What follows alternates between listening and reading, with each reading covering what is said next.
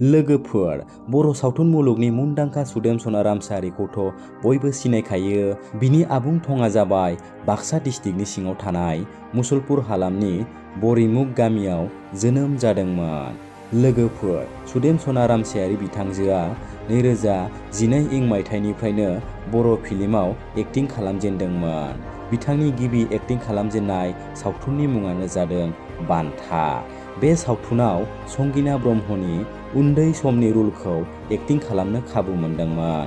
बिनि उनाव बड'लेण्ड फाइटार सावथुनाव मिउजिक टाइटेल सङाव डेन्स खालामनो खाबु मोनदोंमोन होननानै फोरमायदों। बिदिनो गोबां सावथुनाव हिर'इननि बिनानाव साइड रल खालामबोदोंमोन। नाथाय सुदेम सना रामचारिखौ रावबो सिनायामोन।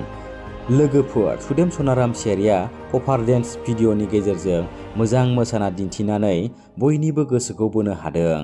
बिनि उनाव गोजाम मिउजिक भिडिअ' मेगन बेखेवाब्लाबो नुयो आं नोंखौ बे मिउजिक भिडिअ'आव बिबेक गयारीजों डेन्स खालामनो खाबु मोननानै बर' सावथुन मुलुगाव बयजोंबो सिनायजानो हायो।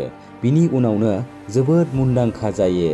सुदेम सना रामचारिया डेन्स खालामनो जोबोद मोजां मोनो आरो लोगोफोरजों खोथा सावरायना थानो मोजां मोनो। लोगोफोर, बिथांनि क्वालिफिकेसनखौ मोनथिनो थाङोब्ला सुदेम सना रामचारिया डिग्री फरायगासिनो। बिथाङा इयुनाव प्रफेसार जानो लुबैदों होननानै फोरमायदों। हारिमुखौ सिबिनायजों लोगोसे गावनि थांखिखौबो जाफुंहोनो जोबोद खस्थ' खालामो होननानै फोरमायदों। लोगोफोर, नोंथांमोना थाबैनो बर' सावथुनाव एक्ट्रेसनि रल खालामनायखौ नुनो मोनगोन।